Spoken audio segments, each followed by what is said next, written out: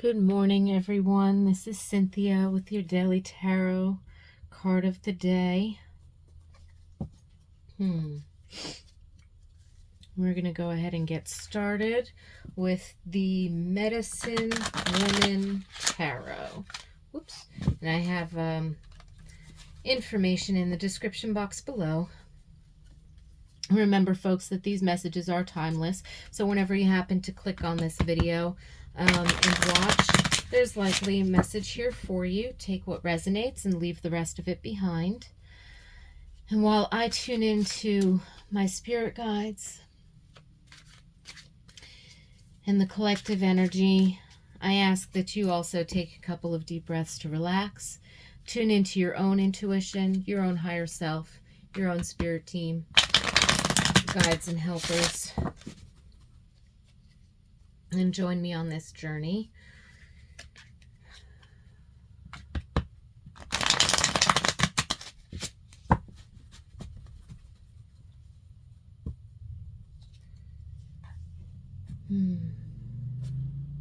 Whoops, sorry.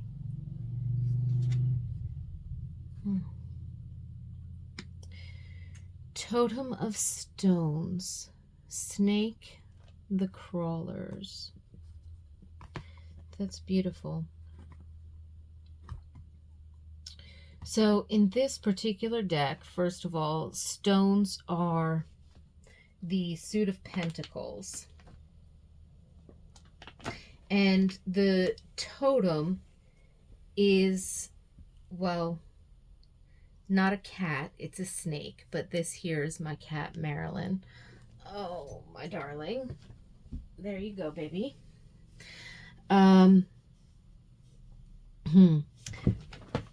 The totem of a suit is the knight. So in the traditional tarot, it would be the equivalent of the knight. So this would be a Knight of Pentacles, Totem of Stones, Snake, the Crawlers. So the keepers of, you know, the stone wisdom, right?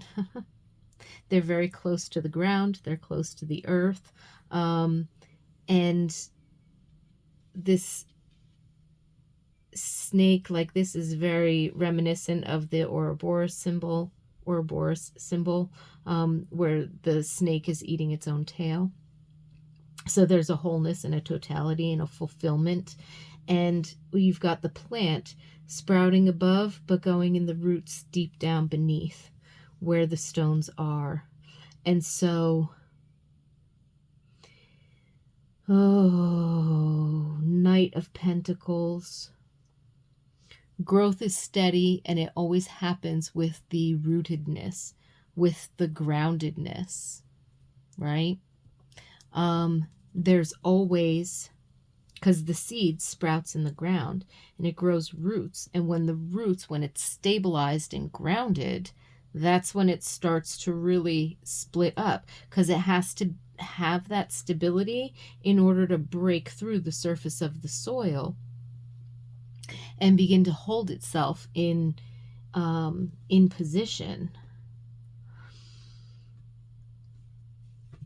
And so I'm feeling like this, honoring the process of whatever cycle or project that you're going through. Yes, the sort of quick wins, instant gratification, short-term goals, stepping stones, milestones, those are all super important. But at the outset, especially when you're planning stages and you're sitting here going, my gosh, you know, I've been working at this for such a long time. When am I ever going to get there? When am I going to achieve that? And you might be being called to reflect on the totality of the thing. You don't have to know every step, but you have to accept the fact that it's going to be more than just one or two steps. that there's going to be, even if you only outline 3, 4, 5 different things in the game plan, you know what I mean? Those are the milestones. There's 5,280 feet in a mile here in the US as far as distance goes. That's a lot of steps. There's your 5,000 steps for the day. You want to get in 10,000, walk the mile out and then walk it back. But it's going to take you some time. But the point that I'm making is, again, recognizing the totality, accepting the process, being grounded, celebrating the wins, whether they're quick wins, whether they're short-term goals that are stacking up into longer-term goals, right? But the point is that it's a part of a bigger picture. It's not really a one and done. There's a process with it. We think of the things that seem like a one and done, right? Your food, you go to the grocery store. Food, good. I've acquired food for the day or the week or the month or whatever, for myself, for my family, whatever. Wonderful.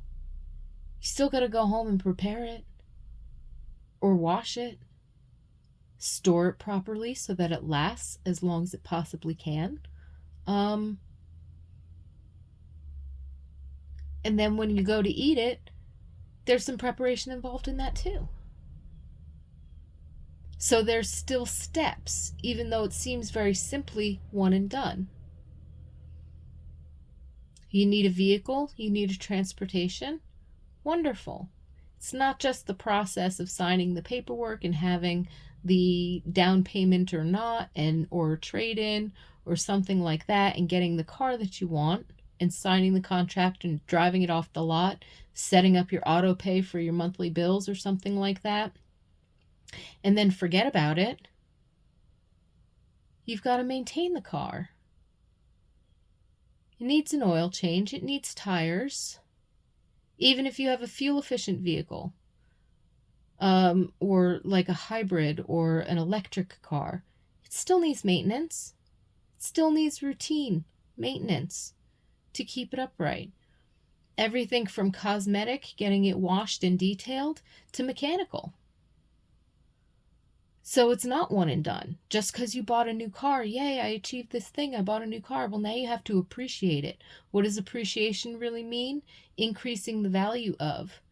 Well, the monetary value mostly depreciates. But if you appreciate what it is that you have, not only are you grateful for it, but you're taking care of it because you want it to be a part of your experience for a longer term. You know, maybe that, as far as cars go, 2 years could actually be like a short-term lease, or 1 year, right? But when it comes down to it, that's over 600 days, of your life that's with that vehicle, and you have to take care of it over that 600 days, right? There's still this idea of appreciating and taking care of. It's not just the gratitude we have, but gratitude plus the care that we have for, or that we give to, the tending of something equals appreciation, which increases its value in our life. And what's its value in our life? It's not just that we love it or we think it's beautiful, but it's got usefulness, it's got fullness, it gives us something. And so we give it in return. A house, right? People go back and forth about whether or not real estate increases or decreases in value, and blah, blah, blah, blah, and all of this stuff. But the value of security, of, owning a place that's yours, if you so desire, having that rootedness and that groundedness or what have you. To some people, that's very important. But how they appreciate it, how they take care of the structure, how they take care of the land, how they take care of the objects and the people that they fill it with. You know what I mean?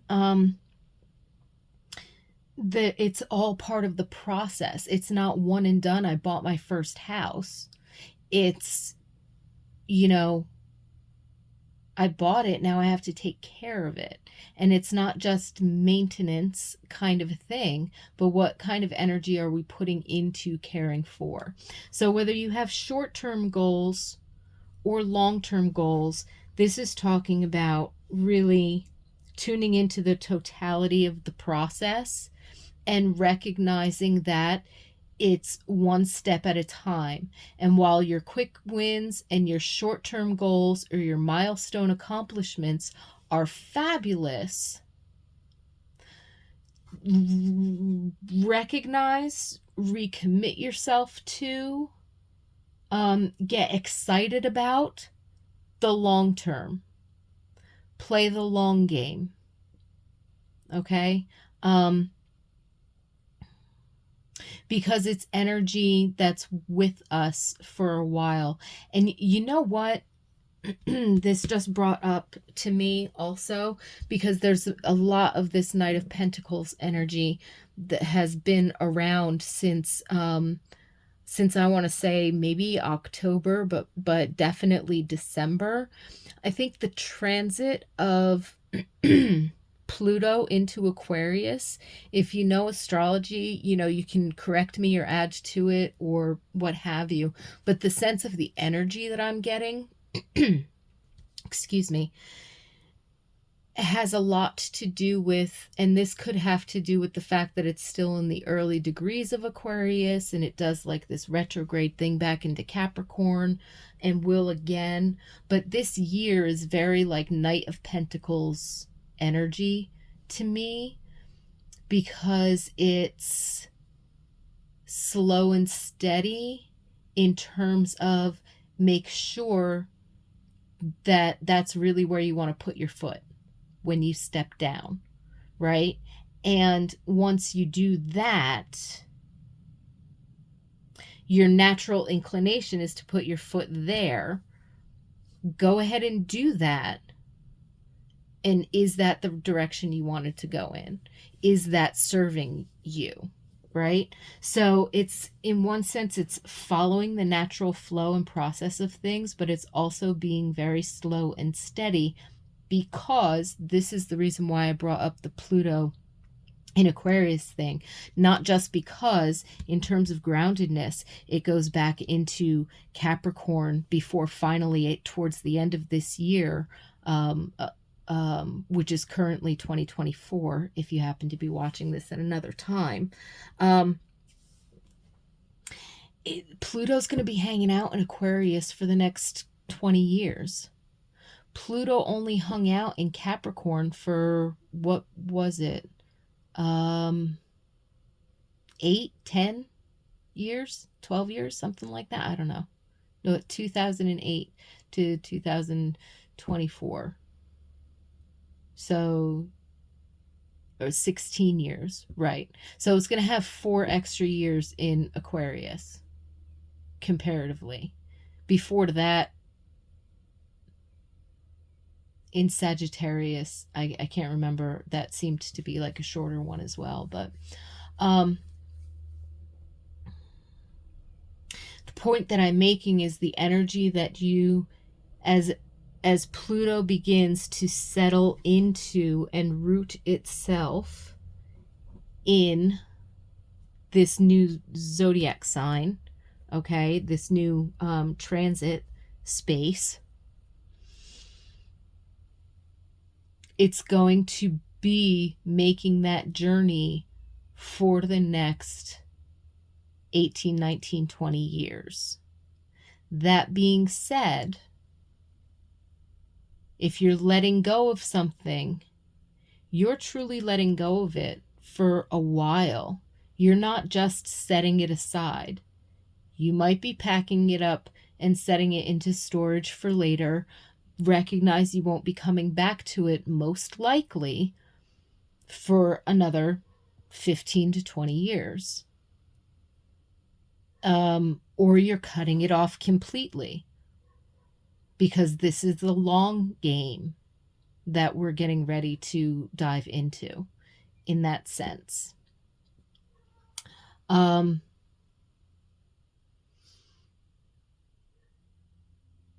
So it's this totem of stones, the snake and the crawlers of the earth are looking to ask you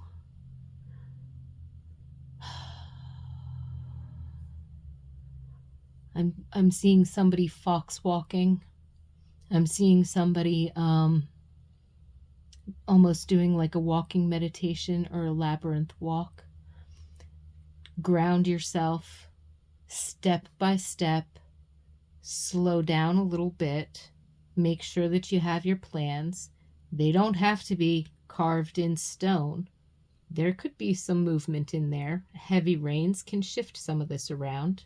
That's fine. There can be some flexibility.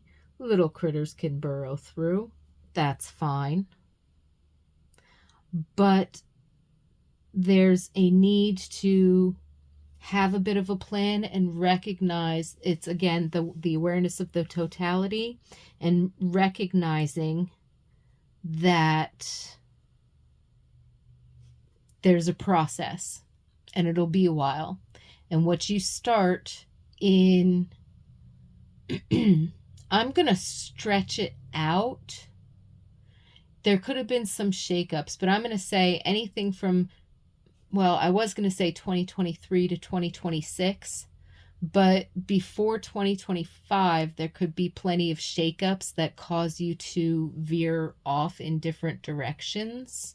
Or there could be a lot of back and forth, many branches, many pans on the stove, you know what I mean? And some of them get back burnered and then they get rearranged and this, that, the other thing. And it's all about finding the balance of timing and temperature or something. I've got an image like that. But really 2024 and 2025, whatever's still hanging around is likely, if it lasts into 2026, it's energy that's going to be sticking with you for at least the next 15 to 20 years. So like in numerology, we usually look at our 7 to 10 year cycles, because there can be some transit. There can be a couple of years there where you're transitioning from one thing to another. But I mean, when you start off in a particular personal year vibration, okay, that energy, depending upon where you're at in your 10-year cycle, that energy could be sticking with you. If you're early on in your in that numerological 10-year cycle, that could be sticking with you for a while. It becomes, not that it can't change, not that there is an opportunity to change, but it's usually the longer you go deeper into the cycle, the harder it becomes to just cut that thing off or end it or change it, right? So with this Knight of Pentacles, this totem of stones, I'm seeing a lot, again, of the rootedness and the groundedness, looking at the whole process, not just one part of it, and remembering to sort of go with the flow and celebrate what comes to you.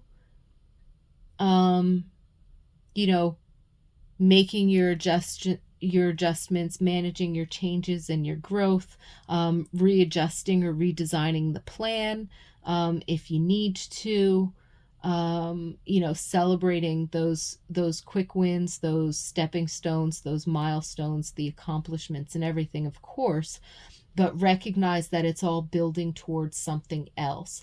And that's the thing that you want to be invested in. Yes, you want to invest in the next step because you might not know what the next step after that is, but you also want to be able to look up. A snake could be going along the ground and it's only seeing, that headspace and that space around it, right? And as it moves forward, sometimes it has to stop and it actually lifts up its head, especially if it senses a vibration that kind of came in out of nowhere and sort of rears its head a little bit in order to get another vantage point, another perspective before moving on. So you might only know the first 2 or 3 steps, but that doesn't mean that that's where your journey ends. Invest in that, focus in that. That's fine.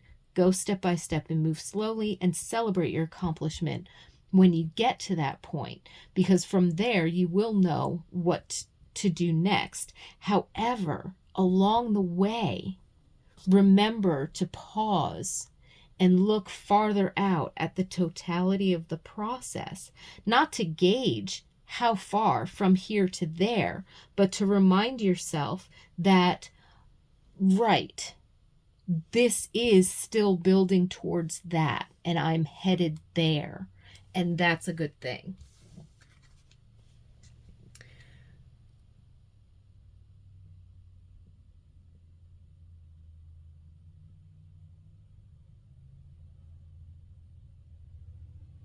So I wish you a wonderful, beautiful, blessed day. I certainly hope that the Knight of Pentacles, the Totem of Stones, is not moving too slowly for you.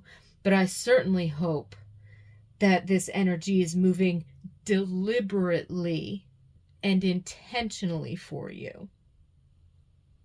And I pray for the peace and the blessings and the balance for us all to work with, however this energy is showing up in our lives, as a way of being, dedicated to what we value and what we love and what we think is important, and exciting.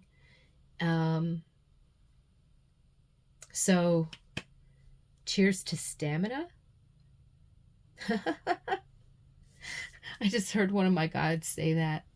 Cheers to stamina, like having the stamina to go the distance. Wishing you a wonderful day. I look forward to being with you again tomorrow. If you like this video, if the messages resonated, go ahead and hit that like button. If you're enjoying the content on the channel, go ahead and subscribe. And if you have anything to offer, any insights, wisdoms, you want to share your story, or anything of that nature, by all means, that comment section down below is a wonderful tool. And of course, I love scrolling through there and seeing what's up. So with that, I leave you. Until tomorrow.